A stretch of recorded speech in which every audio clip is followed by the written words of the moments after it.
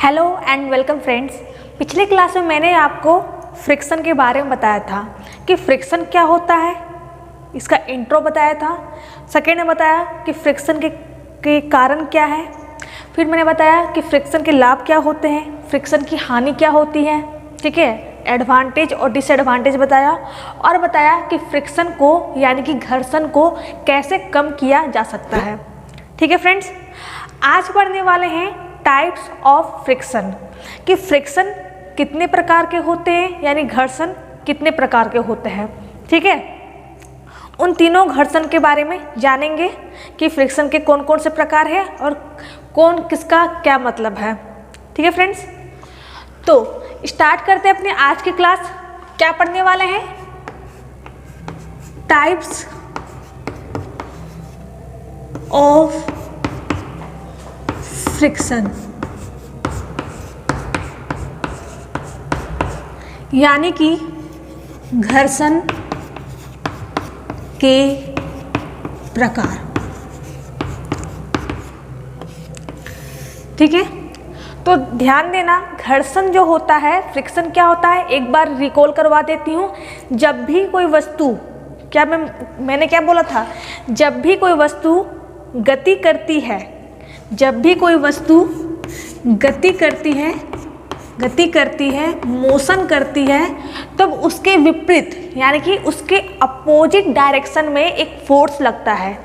गति इस साइड से कर रही है तो इसके अपोजिट डायरेक्शन यानी कि इस डायरेक्शन में एक फोर्स लगता है, एक बल लगता है, और उसी बल को कहते हैं घर्षण बल।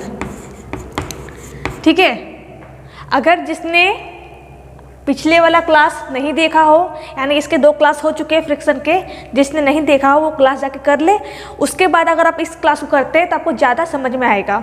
ठीक है, तो मैंने कहा था कि घर्षण क्या होता है, कि हमारा बल होता है जो मोशन के यानी कि गति के अपोजिट डायरेक्शन में लगता है, बताया था मैंने। ठीक है, तो ये हमारा घर्षण बल होता है। तो मैंने क्या बोला कि घर्षण के 3 प्रकार होते हैं। पहला आपका होता है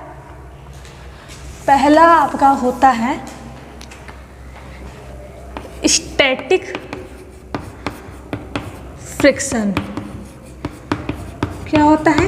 स्टैटिक फ्रिक्शन, जिसे हिंदी में कहते हैं स्थैतिक घर्षण। दोनों लिखवा रही हूँ, हिंदी भी लिखवा रही हूँ, इंग्लिश भी लिखवा रही हूँ। ठीक है, दिक्कत नहीं होनी चाहिए किसी को। तो स्टैटिक फ्रिक्शन क्या होता है, स्थैतिक घर्षण क्या होता है, इसे जानते हैं। ध्यान रखना, इसे हम लोग सेल्फ एडजस्टिंग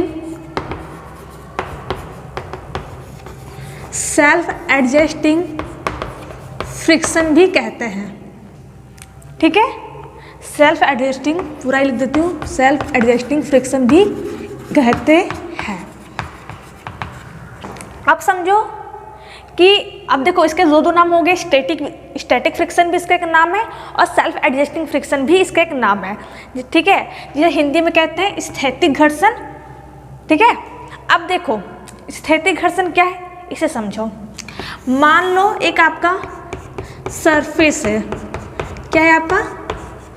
सरफेस है, यानी कि सतह है।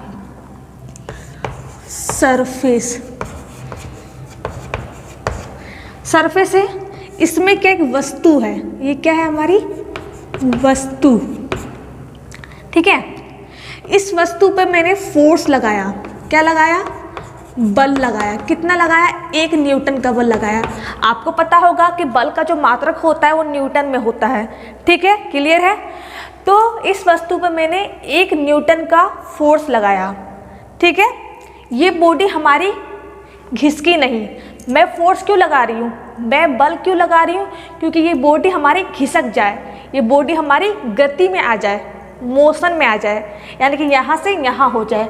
लेकिन मैंने 1 न्यूटन का बल लगाया, ये बॉडी हमारी नहीं घिसकी। फिर मैंने क्या किया, 2 न्यूटन का बल लगाया। ठीक है, इसको मैंने 2 गुना कर दिया। मैंने 2 न्यूटन का बस में बल लगाया, बॉडी हमारी नहीं घिसकी। फिर मैंने क्या किया, 3 न्यूटन का बल लगाया। मैंने क्या किया, मैं अपना फोर्स को बढ़ा रही हूँ, ठीक है, अपने बल को बढ़ा रही हूँ। क्यों बढ़ा रही हूँ? क्योंकि मुझे इस बॉडी को, यानी कि देखो, वस्तु बोलूँ, बॉडी बोलूँ, ऑब्जेक्ट बोलूँ, बात बराबर है, ठीक है, कन्फ्यूजन होना नहीं चाहिए। वस्तु बोलूँ, बॉडी बोलूँ या फिर ऑब्जेक्ट बोलूँ, ऑब्जेक्ट सब सेम चीज़ है, ठीक है। तो जब मैं इसको बल लगा रही हूँ, 3 न्यूटन का बल लगा रही हूँ, लेकिन ये बॉडी हमारी खिसक नहीं रही है, ये बॉडी हमारे यहाँ से यहाँ नहीं आ रही है। क्यों नहीं आ रही है? तो मैंने आपको कहा था कि जब भी हम लोग कभी भी किसी चीज़ पर बल लगाते हैं, किसी भी वस्तु पर बल लगाते हैं, तो उसके अपोजिट डायरेक्शन में, यानी कि इस डायरेक्शन में मैं बल लगा रही हूँ, इस डायरेक्शन में बल लगा रही हूँ, तो इसके अपोजिट डायरेक्शन में, यानी कि इस डायरेक्शन में एक बल लगता है जिसे कहते हैं घर्षण बल। अभी मैंने बताया आपको क्या कहते हैं, घर्षण बल, ठीक है। तो 1 न्यूटन का बल लगाया, बॉडी हमारी नहीं खिसकी। 2 न्यूटन का बल लगाया, मेरी बॉडी नहीं खिसकी, ठीक है। मेरी ये जो बॉडी है, ये जो मेरा वस्तु है, ये हमारी नहीं खिसकी। फिर मैंने 3 न्यूटन का बल लगाया, हमारा वस्तु आगे नहीं खिसका, ठीक है। क्यों नहीं खिसक रहा है? क्योंकि इसमें एक घर्षण बल कार्य कर रहा है, यानी कि घर्षण बल काम कर रहा है, इसी वजह से बॉडी हमारे आगे खिसक नहीं रही है। तो ध्यान देना, बॉडी क्या हमारी रेस्ट में है, यानी कि विरामावस्था में है। जानते हो ना, मैंने पढ़ाया था, रेस्ट एंड मोशन पढ़ाया था, ऑफलाइन क्लास में पढ़ाया था। तो बॉडी क्या है हमारी विरामावस्था में है, बॉडी हमारी आगे खिसक नहीं रही है, ठीक है। तो ध्यान देना, स्थैतिक घर्षण यानी कि स्टैटिक फ्रिक्शन वैसा फ्रिक्शन होता है जब बॉडी हमारी रेस्ट कंडीशन में हो। समझे बात को? क्या कह रही हूँ मैं कि स्टैटिक फ्रिक्शन यानी कि स्थैतिक घर्षण ऐसा घर्षण हो, कैसा घर्षण हो? ऐसा घर्षण हो कि जब हमारी बॉडी रेस्ट में रहती है, विरामावस्था में रहती है, और उस समय जो घर्षण बल लगता है, तो उसी घर्षण बल को स्थैतिक घर्षण कहते हैं। देखो क्यों? देखो मैं बल लगा रही हूँ, 1 न्यूटन का लगाया, बॉडी नहीं खिसकी। 2 न्यूटन का लगाया, बॉडी नहीं खिसकी। 3 न्यूटन का लगाया, बॉडी नहीं खिसकी। बॉडी विरामावस्था में, कौन सी अवस्था में? विरामा अवस्था, यानी कि रेस्ट कंडीशन में है, अपनी जगह पर स्थित है, ये घिसक नहीं रही है। क्यों नहीं घिसक रही? क्योंकि इसमें फ्रिक्शन फोर्स यानी घर्षण बल काम कर रहा है, और उसी घर्षण को बोलते हैं, उसी घर्षण बल को कहते हैं स्थैतिक घर्षण यानी कि स्टैटिक फ्रिक्शन। समझ गए? क्लियर है? तो अगर आप लिखना चाहो कि स्थैतिक घर्षण क्या होता है, तो स्थैतिक घर्षण लिख लो यहाँ पर। स्थैतिक घर्षण ऐसा घर्षण है, स्थैतिक घर्षण ऐसे लिखो, जब कोई वस्तु, ऐसे लिखो, जब कोई वस्तु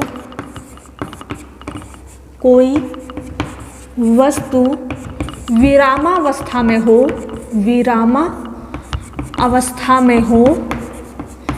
अवस्था में हो यानी कि रेस्ट कंडीशन में हो, तो उस समय जो घर्षण कार्य करता है,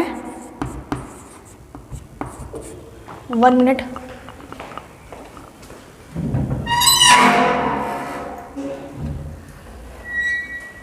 ठीक है। जो घर्षण बल यानी कि जो घर्षण कार्य करता है,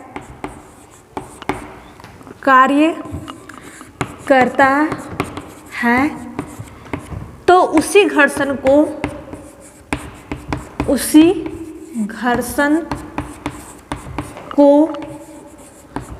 स्थैतिक घर्षण कहते हैं। स्थैतिक घर्षण कहते हैं, ठीक है।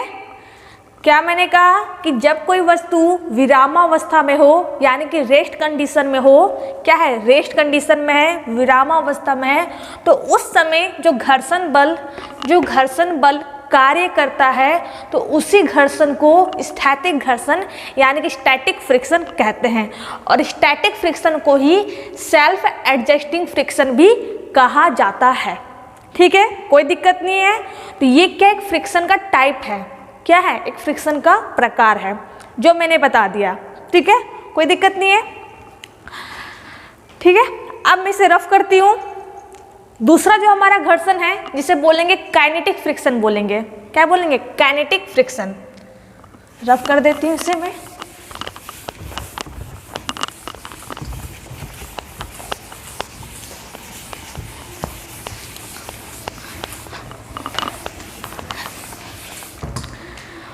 अब दूसरा जो हमारा घर्षण है जिसे बोलेंगे काइनेटिक फ्रिक्शन, यानी कि इसे बोलते हैं गतिज घर्षण। सिंपल सा हमारा है। स्टैटिक फ्रिक्शन में क्या था कि जब बॉडी हमारी रेस्ट कंडीशन में होती है और उस समय जो फ्रिक्शन फोर्स काम करता है, एक्ट करता है, उसी फ्रिक्शन को स्टैटिक फ्रिक्शन कहते हैं। ठीक है, बार बार कह रही हूँ, क्यों कह रही हूँ, क्योंकि आपके दिमाग में बैठ जाए। ठीक है, इसलिए दिमाग में बैठा लेना। लेकिन काइनेटिक फ्रिक्शन क्या होता है, ये हमारा ऐसा देखो, एग्जाम्पल लो, फिर से एग्जाम्पल देती हूँ। ये क्या है, हमारी सरफेस है, यानी कि एक सतह है। ठीक है, इस पर क्या है, हमारी वस्तु है। क्या है, हमारी वस्तु है।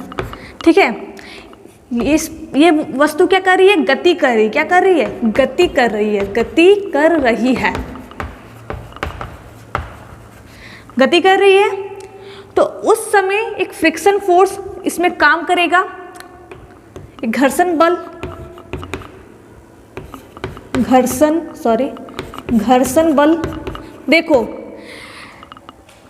वस्तु क्या कर रही है, गति कर रही है, तो जाहिर सी बात है इस वस्तु को रोकने के लिए घर्षण बल अपना काम करता है। ठीक है, घर्षण बल हमेशा काम करता है, वस्तु को रोकने का प्रयास करता है। ठीक है, ये वस्तु क्या कर रही है, मोशन कर रही है। ठीक है, लेकिन ये घर्षण बल क्या कर रहा है, इसको रोकने की कोशिश कर रहा है कि ये वस्तु हमारी रुक जाए, ये मोशन ना करे। ठीक है, तो ध्यान देना, काइनेटिक फ्रिक्शन क्या होता है, गतिज ऊर्जा क्या होता है, सॉरी गतिज ऊर्जा नहीं, गतिज घर्षण क्या होता है, ऐसा घर्षण जब बॉडी हमारी गति में होती है, मोशन में होती है, तो उस समय जो फ्रिक्शन फोर्स यानी कि जो घर्षण बल कार्य करता है, उसी घर्षण बल को गतिज घर्षण कहते हैं। ठीक है, लिख देती हूँ यहाँ पर, जब कोई वस्तु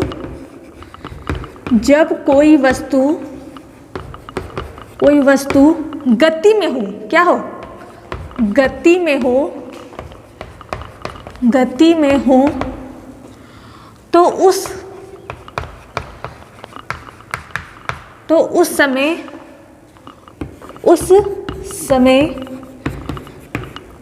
जो घर्षण बल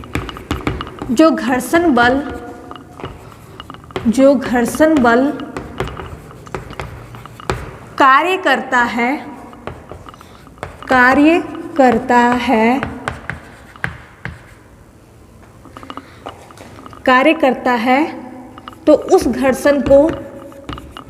उस घर्षण को गतिज घर्षण कहते हैं। क्या कहते हैं, गतिज घर्षण कहते हैं, गतिज घर्षण कहते हैं। ठीक है, जो मैंने यहाँ बताया वही मैंने यहाँ लिखा है। जब वस्तु हमारी क्या हो, गति में हो, तो उस समय जो घर्षण बल, जो फ्रिक्शन फोर्स काम करता है, कार्य करता है, एक्ट करता है, तो उसी घर्षण बल को क्या कहते हैं, गतिज घर्षण कहते हैं। सिंपल सा नाम के अनुसार भी आप समझ जाओगे, नाम क्या है, गतिज घर्षण, यानी क्या है कि हमारा जो वस्तु है वो गति में है। ठीक है, तो घर्षण को गतिज घर्षण कहा जाता है। और ध्यान रखना इस काइनेटिक फ्रिक्शन को, ये हमारा पहला पॉइंट हो गया। दूसरा पॉइंट क्या बनेगा, इस काइनेटिक फ्रिक्शन को डायनेमिक फ्रिक्शन भी कहते हैं, डायनेमिक फ्रिक्शन। ठीक है, इसी काइनेटिक फ्रिक्शन को डायनेमिक फ्रिक्शन भी कहा जाता है, कोई दिक्कत नहीं है। और हिंदी में गतिज घर्षण कहा जाता है। तीसरा है आपका रोलिंग फ्रिक्शन, रोलिंग फ्रिक्शन, जिसे हिंदी में बोलते हैं घूमने वाली घर्षण, घूमने वाली घर्षण, घूमने वाली घर्षण। अब जानो कि रोलिंग फ्रिक्शन क्या है। सिंपल सा हमारा है, रोलिंग यानी कि रोल करना, लिखा भी है घूमना, यानी कि मान लो ये हमारी कोई सरफेस है, ये क्या है, कोई हमारी सरफेस है, यानी कि एक सतह है, सतह है। इसमें क्या है, मैंने बॉल ले लिया, क्या ले लिया, ये हमारा बॉल है यानी कि गेंद है, गेंद है। तो इसको मैंने, इस गेंद को मैंने लुढ़का दिया इस तरह से, क्या क्या मैंने गेंद को लिया इस तरह से इसको मैंने लुढ़का दिया, तो ये हमारी इस तरह से रोल करने लगी, क्या करने लगी, रोल करने लगी। ठीक है, तो जब कोई वस्तु यानी कि इसमें क्या है, वस्तु में गेंद को लेंगे, ठीक है, क्योंकि गेंद ही क्या करेगी, हमारी रोल करेगी, हमारी घूमेगी इस तरह से। तो उस समय जो फ्रिक्शन फोर्स यानी कि जो घर्षण बल, इसमें भी, इस बॉल में भी घर्षण बल लगेगा, बताया था ना जब मैंने फ्रिक्शन बताया था, घर्षण का जब मैंने इंट्रो करवाया था, तब मैंने आपको बताया था कि उस समय भी फ्रिक्शन फोर्स काम करता है। तो जब ये बॉल हमारी, ये गेंद हमारी इस सरफेस के ऊपर रोल करेगी यानी इसके ऊपर घूमेगी, तब क्या होता है कि हमारा फ्रिक्शन फोर्स यानी कि घर्षण बल काम करता है, और उसी घर्षण बल को क्या बोलते हैं, घूमने वाली घर्षण बोलते हैं, या फिर इसको इंग्लिश में कहते हैं रोलिंग फ्रिक्शन कहते हैं। ठीक है, लिखवा दूँ, देखते जाओ, हाँ 1 मिनट रुक जाओ, हाँ सही है, यहाँ लिख देती हूँ। जब कोई वस्तु, और वस्तु में क्या आएगा, हमारा गेंद आएगा, ठीक है। जब कोई वस्तु जैसे कि गेंद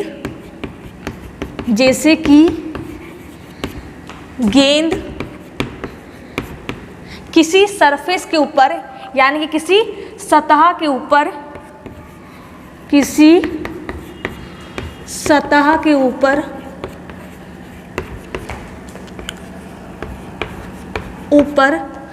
घूमती है, क्या करती है, घूमती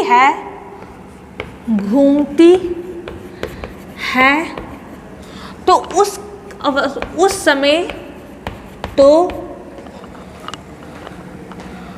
उस समय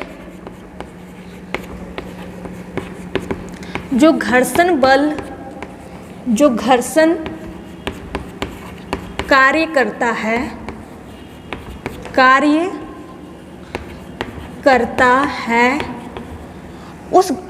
है, तो उस घर्षण को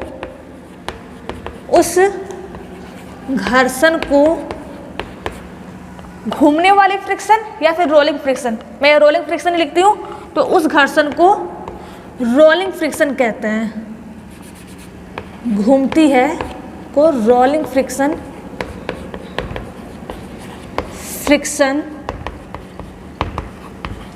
कहते हैं।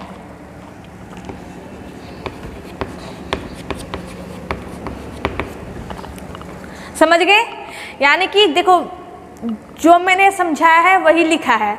जब कोई वस्तु जैसे कि गेंद किसी सरफेस के ऊपर रोल करे यानी कि उसके ऊपर घूमे, तो उस समय जो घर्षण बल काम करता है, उसी घर्षण बल को घूमने वाली घर्षण या फिर रोलिंग फ्रिक्शन कहते हैं। ठीक है फ्रेंड्स, तो ये क्या थे, फ्रिक्शन के टाइप्स थे।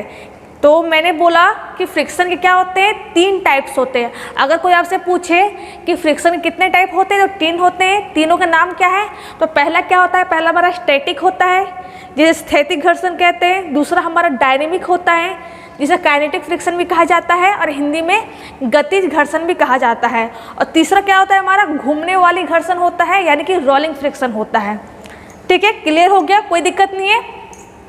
तो ये था आपका फ्रिक्शन के प्रकार, यानी कि घर्षण के प्रकार। अब मैं करती हूँ इसे रफ। कोई दिक्कत हो कमेंट करना भाई।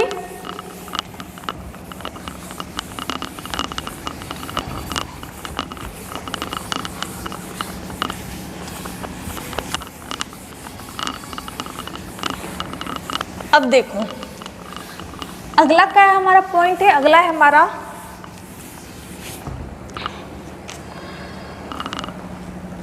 एक हमारा पॉइंट है नॉर्मल रिएक्शन।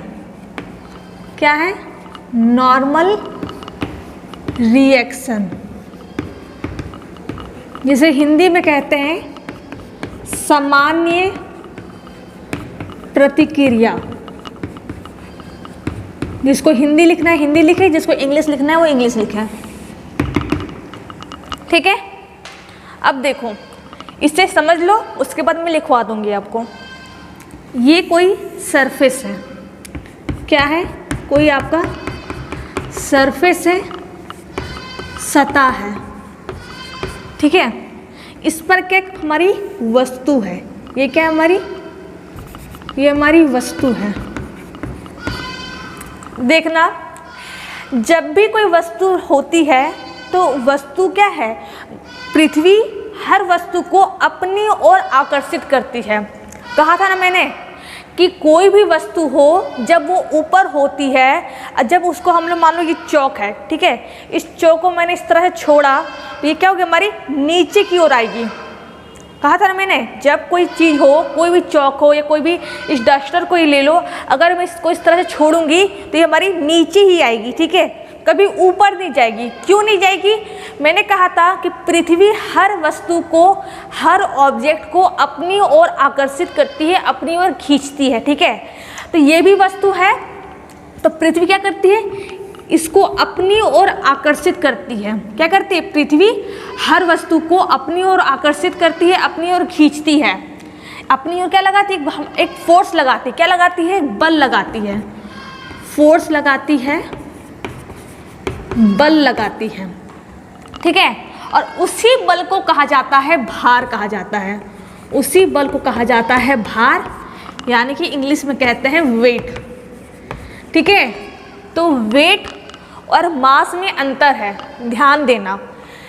वेट क्या होता है? वेट एक आपका फोर्स ही होता है, फोर्स के इक्वल ही होता है। ठीक है, फिर से सुन लो, जब कोई वस्तु को हम ऊपर से छोड़ें, ऊपर से इस तरह से छोड़ें तो नीचे की ओर आकर्षित होती है। क्यों होती है? क्योंकि पृथ्वी उसको अपनी ओर खींचने के लिए, अपनी ओर आकर्षित करने के लिए एक फोर्स लगाता है, बल लगाता है, और उसी बल को भार कहते हैं और इंग्लिश में इसे वेट कहा जाता है। ठीक है, इतना क्लियर हो गया। और इसी वेट का क्या होता है? वेट का फॉर्मूला क्या होता है? वेट इक्वल टू होता है mg। क्या होता है? mg। m क्या है? m है आपका वस्तु का द्रव्यमान है, वस्तु का द्रव्यमान है। और g क्या है? g क्या है? ये हमारा गुरुत्वीय त्वरण है, गुरुत्वीय त्वरण है। समझ गए? वेट का फॉर्मूला क्या होता है? अगर पूछे कोई वेट का फॉर्मूला क्या होता है तो mg होता है। m क्या है? वस्तु का। कौन से वस्तु का? तो इस वस्तु का द्रव्यमान है। और g क्या है? तो g हमारा गुरुत्वीय त्वरण होता है, जिसकी वैल्यू क्या होती है? तो 9.8 होती है। कितनी होती है? 9.8 मीटर पर सेकेंड स्क्वायर, या फिर राउंड फिगर में से हम लोग लेते हैं 10 मीटर पर सेकेंड स्क्वायर। ठीक है, इसकी एक वैल्यू होती है, इसका एक मान होता है। ठीक है, किसका? इस g का, स्मॉल g का। स्मॉल g का एक अपना मान होता है। कितना होता है? 9.8 मीटर पर सेकेंड स्क्वायर, या फिर राउंड फिगर में लेंगे तो हमारा 10 मीटर पर सेकेंड स्क्वायर होता है। क्लियर है?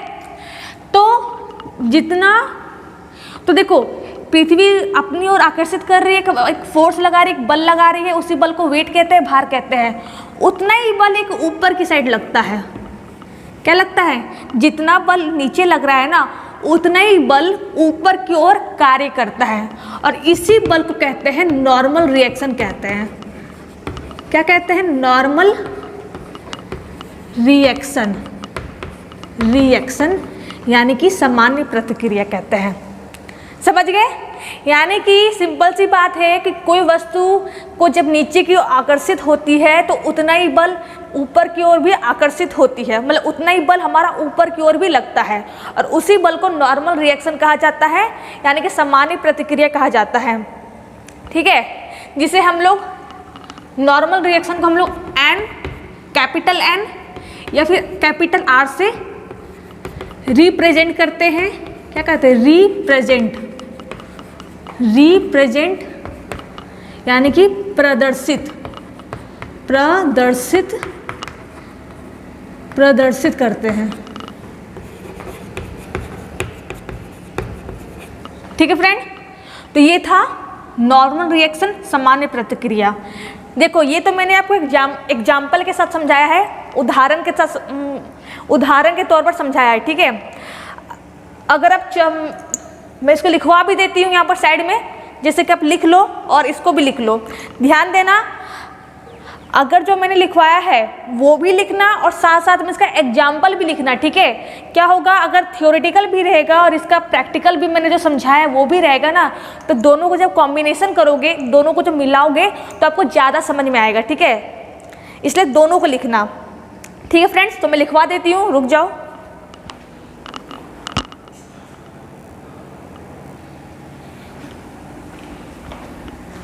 तो फ्रेंड मैंने लिख दिया है, जब कोई वस्तु किसी समतल पर रखी है, जब कोई वस्तु किसी समतल पर यानी किसी सरफेस के ऊपर रखी है और इसका भार W के बराबर नीचे की ओर दबाव डालता है। मैंने क्या बोला कि कोई वस्तु होगी तो नीचे की ओर दबाव डालेगी, नीचे की ओर एक फोर्स लगेगा जिसे भार कहते हैं, वेट कहते हैं। ठीक है, दबाव डालती है तो इस नीचे की ओर ऊर्ध्वाधर बल की प्रतिक्रिया के कारण उतना ही बल ठोस वस्तु ऊर्ध्वाधर ऊपर की ओर कार्य करता है। यानी कि जितना बल नीचे लग रहा है, जितना फोर्स नीचे लग रहा है, उतना ही फोर्स ऊपर की ओर कार्य करती है, ऊपर की ओर एक्ट करती है इसी प्रतिक्रिया को। ठीक है, एक्शन टू रिएक्शन है, नीचे की ओर लग रही है तो उतना ही ऊपर की ओर लग रही है, तो इसी प्रतिक्रिया को सामान्य प्रतिक्रिया या फिर अभिलंब प्रतिक्रिया कहते हैं। ठीक है, सामान्य प्रतिक्रिया भी कहते हैं और अभिलंब प्रतिक्रिया कहते हैं, और इसे कैपिटल आर से या फिर कैपिटल एन से रिप्रेजेंट किया जाता है। ठीक है, तो जो मैंने यहाँ पर समझाया है वही मैंने यहाँ पर लिखा है। तो आप लोग क्या करना, आप लोग इसे भी लिखना और इसे भी लिखना, दोनों को लिखना। ठीक है, ये तो क्या आपका थियोरेटिकल हो गया है, समझे? कोई दिक्कत नहीं है। तो फ्रेंड ये था आपका सामान्य प्रतिक्रिया यानी कि नॉर्मल रिएक्शन क्या होता है। ये क्यों मैंने बताया, क्योंकि ये इसका आगे जाकर के काम पड़ेगा। जब फ्रिक्शन के हम लोग क्वेश्चंस सॉल्व करेंगे तो उस समय नॉर्मल रिएक्शन का काम आता है। ठीक है, नॉर्मल रिएक्शन पूछा जाता है। ठीक है फ्रेंड, तो आज मैंने आपको बताया टाइप्स ऑफ फ्रिक्शन और नॉर्मल रिएक्शन क्या होता है। तो फ्रेंड कहीं भी कोई दिक्कत आई हो फ्रिक्शन में या फिर नॉर्मल रिएक्शन में तो आप मुझे कमेंट करना, मैं आपके कमेंट का आंसर दूंगी। तो अगर आज का क्लास अच्छा लगा हो तो वीडियो को लाइक करें, अगर नए हो तो चैनल को सब्सक्राइब करें। Thank you.